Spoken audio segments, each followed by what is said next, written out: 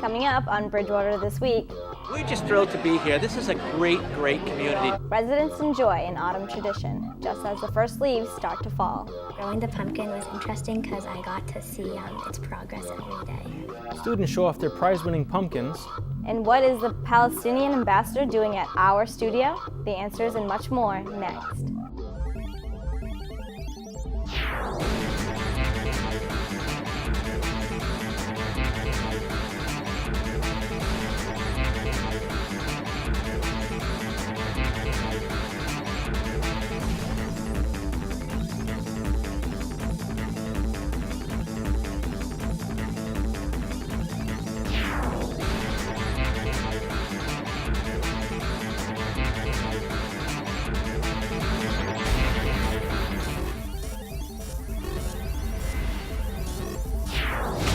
Thank you for watching our October 4th edition of the program. I'm Jordan Abbott.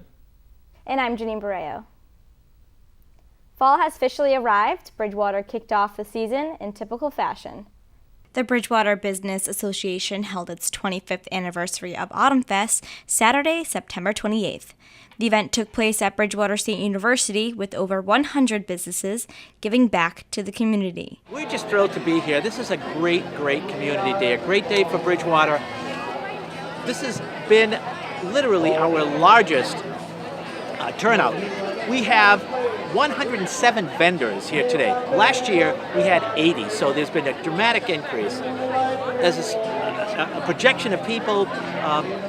We're looking at roughly between 5,000 and 6,000, which is huge. But it means that it's really a lot of importance for the town of Bridgewater. There were activities for all ages, including the adorable Barn and Babies petting zoo, face painting, games, food, local shops, and much more. We're right in Bridgewater Center, 15 Broad Street, right next to D'Angelo's. We are a gourmet cupcake and custom cake shop. We do wedding cakes, birthday cakes, really for any occasion, and anything we do in a cupcake flavor, we can do as a cake for you.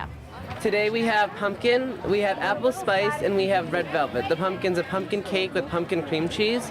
The apple spice is an apple cake with whipped cream frosting, and the red velvet's our red velvet cake with cream cheese frosting. The BBA charity event helps support residents in need in the Bridgewater community. Coming up on December 8th, the first Sunday of December, is our next signature event, which is Christmas on the Common.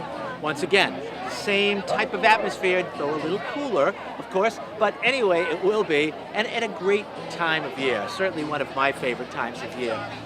People seem to have a totally different outlook on life, but you know, it's a great thing when they get to see this kind of thing, get to see businesses kind of giving back a little bit. So we'd love to see you there. We certainly have had a fabulous time here today, and once again, the last Saturday in September historically has been our Autumn Fest. So it's something that we hope, if you weren't able to come this year or any of the past 25 years, we'll be celebrating our 26th next year. Hope to see you with that. So thank you once again to BTV, Cable 9, and well, you know, a lot of great food. Hopefully you didn't get to miss it. Their next event will be Christmas at the Commons. For more information, visit bridgewaterbiz.biz. Another popular fall tradition is now a teachable moment. Alicia Fortin has the story. When 5th and 6th graders took off for summer vacation, some of them brought home a big challenge. Nick Robichaud's been in the presence of gardens his entire life. When I grew up, my mom was really heavy into gardening, and now that I'm, older and I can appreciate kind of like growing my own food. Now he is passing on that wisdom to students in his science classes at the Williams School, and it came in the form of a Big Mac's pumpkin.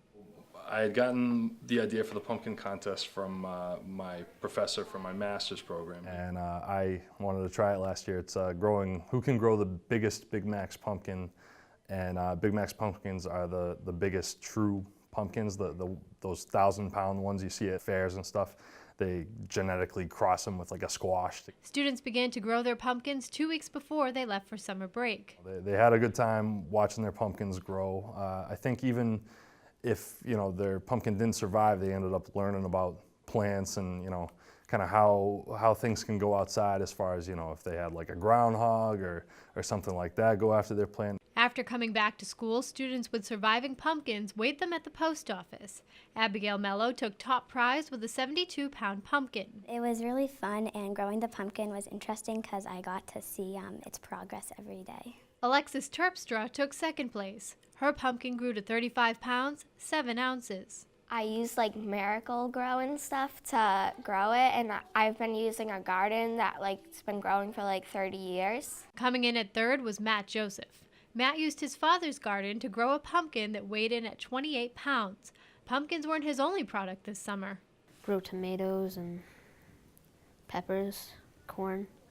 We have a lot of corn. The importance of learning to grow your own food at home, I think, was something that a lot of the kids got an appreciation for. You don't really eat pumpkins, but kids love Halloween and carving pumpkins. Unless you're Alexis. I really like the pumpkin, and I think it's just a waste to carve it and then it's gonna rot. So I'm gonna buy a different pumpkin to use to carve. What a smart girl. Right, she had a point there, didn't she? The Big Macs program was also sponsored by the Bridgewater Garden Club. All participants took home a $5 gift certificate to Hanson Farm. First place also received gardening tools, while second place took home a bird cage, and third place won a suet cage and suet cakes. Suet is a type of bird feed. An ambassador is sharing his perspective on Palestine's road to peace. Dr. Mansour is the permanent observer of Palestine to the United Nations. He spent time in Bridgewater this week, both at the university and here at BTV. We are grateful to all other nations who support us a lot, not only politically but financially, and to our refugees, including the government of the United States of America, which give us substantial amount of economic aid, and the European countries. Okay. And until we become independent, we need this aid. And let me just finish with a positive note, that if occupation is no more, we will save, as a result of that, $7 billion annually, because the occupation is costing our people and our economy $7 billion. So if the occupation ends, we will be able to be a country of a middle income state, and actually we don't need economic aid from anyone from day one of our independence. You can see more with the ambassador on an upcoming edition of In Focus. The superintendent will be walking the halls of BR schools for quite a while. Jacqueline Forbes just agreed to a third 3-year contract.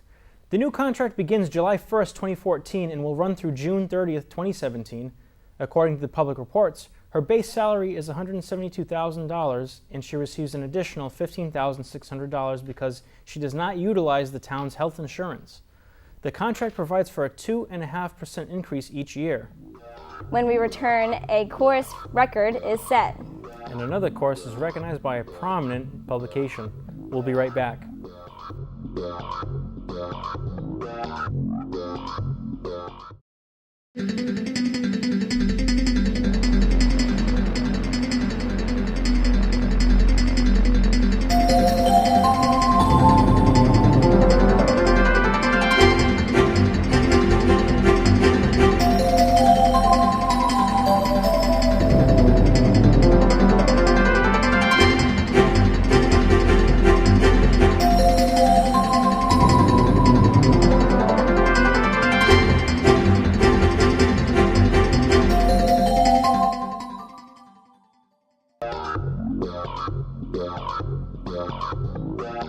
The Bridgewater Kids Road Race has been around for decades.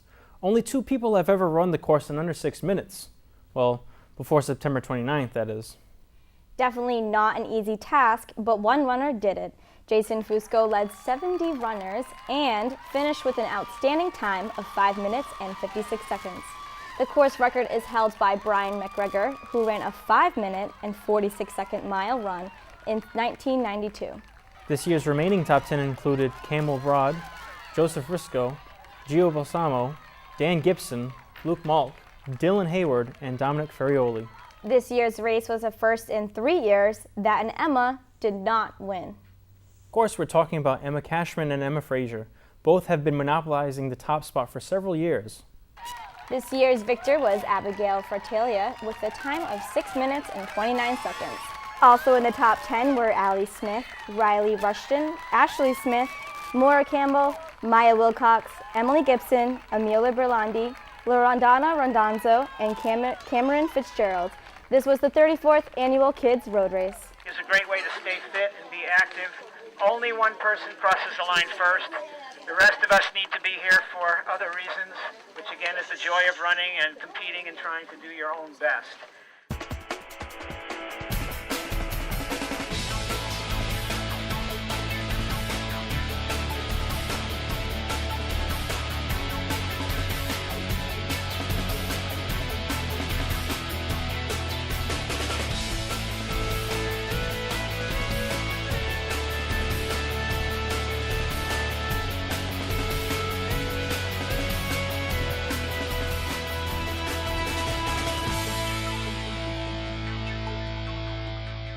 The BR Trojans came back down to earth after taking on Xaverian, and the Hawks taking out the #1 ranked Trojans 49-13. BR is 5-4 in games following a loss by 17-plus points. The hometown team took on New Bedford. The Whalers have allowed just over 180 points in combined losses to BR since 2006. That was the last time New Bedford took out the Trojans. 2006 was also my sophomore year in high school. Getting old. This would be the home opener for the BR Trojans as they take on the Whalers. First quarter action, Brandon Gallagher squeezes through a hole, brings this one in from 14 yards out to give BR the early 6-0 lead. However, the PAT would be no good. Special team difficulties would continue in this one as we go on into the second quarter. In the second quarter, Brandon Gallagher, look at all the space he has. A good 5-yard hole to bring this one to the outside. Down the sideline he goes for a 76-yard run just out of the hands of the Bedford defender. Brandon Gallagher brings it to the 2-yard line. Now it's set up this Matt Clement 2-yard run with a little under 4.5 to go on a 4th and goal situation. Give BR the 12-0 lead, and as I mentioned, the special teams difficulties will continue. However, the wide receiver difficulties may start now as Ryan Martin, the deep threat for the Trojans, was injured, did not return to the game. So that means BR has to pen down the rushing. Oh ho hum, how about Brandon Gallagher with a 61-yard run to the house to get BR the 18-0 lead going into the halftime break.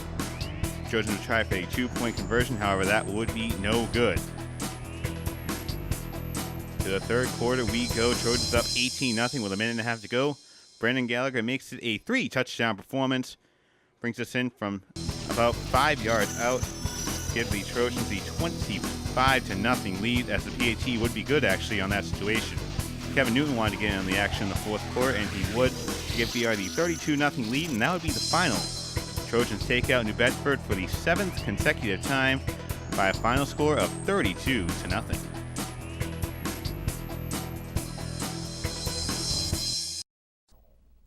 With that win, the Trojans are in a pretty good spot. They're in first place in the OCL over Dartmouth and Barnstable with a 3-1 overall record. With a bye week this week, BR can be in a 3-team tie.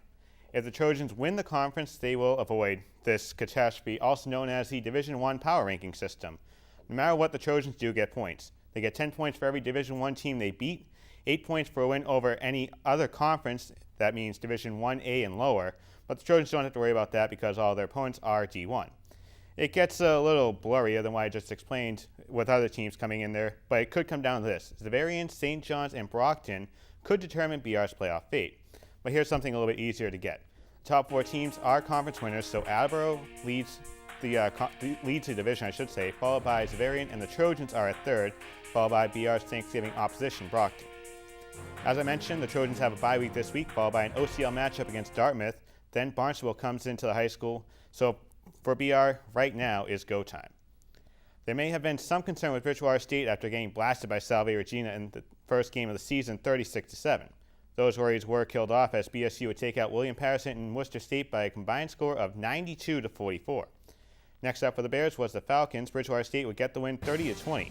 Mike Gentili would lead the way on the ground with 17 rushes for 70 yards and 2 touchdowns, while once again Matt Green would lead the way in the receiving game with 9 catches for 136 yards and only 2 touchdowns this time, as this game came after its 5-touchdown performance. Bears come back to Swenson Field to take on the Western Connecticut State Colonials in a game that you can catch right here on BTV, Following the Colonials, it could be an important road trip for the Bears to put some distance between them and the competition as they take on the Corsairs of UMass Dartmouth and Plymouth State. That's a look at sports for this week. I'm John Luck. Old Scotland Links is now top-tier public golf course. New England Golf Monthly ranks the course as one of the top 25 New England. Old Scotland Links was built in 1997 on the old Chaffee farm. It now contains a clubhouse, complete with function room, pro shop, grill, and bar. You can find out more information at oldscotlandlinks.com. Clean energy jobs in Massachusetts are growing by the day. The Massachusetts Clean Energy Center is reporting a growth of 11.8% from 2012 to 2013. The state is now home to almost 6,000 clean energy firms and almost 80,000 clean energy workers. Southeastern Massachusetts is paving the way, and State Senator Mark Pacheco applauded the effort, saying, "I am proud to say that Southeastern Massachusetts was home to the most clean energy growth in the state last year, with 14.3% job growth. Now, more than ever, it is important that we continue supporting clean energy investment and innovating ways to be more energy efficient, not only to conserve resources, but to put up even more Massachusetts residents back to work in jobs that set us apart as a clean energy leader." Employees are expecting the progress to continue and anticipate an 11% increase over the next year. A prestigious honor for a local hospital.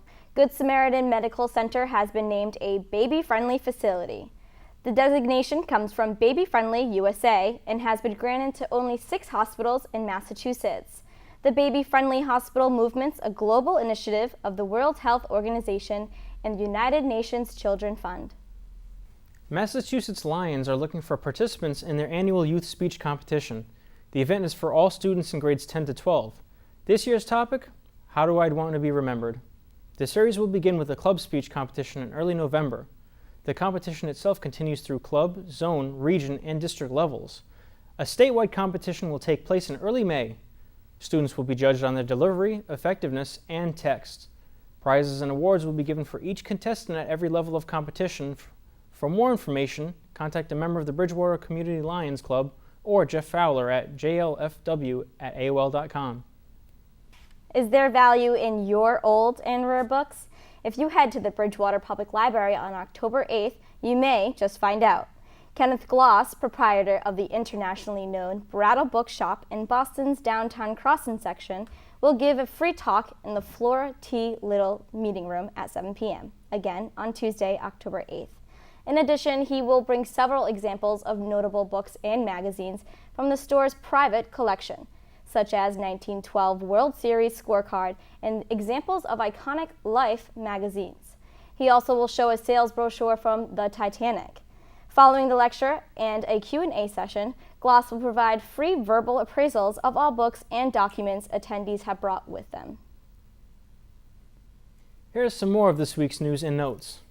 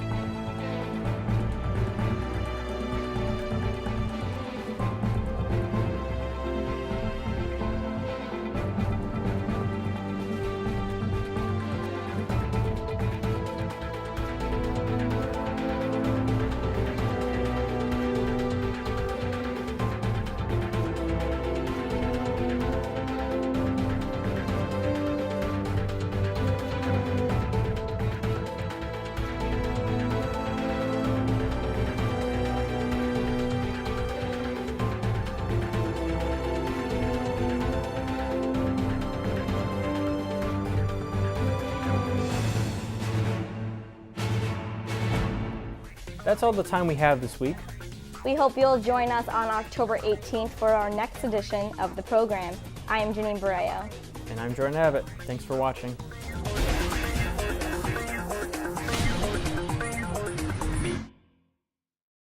Hi, I'm Captain Rob Tasato. I'm the Director of the Medical Reserve Corps.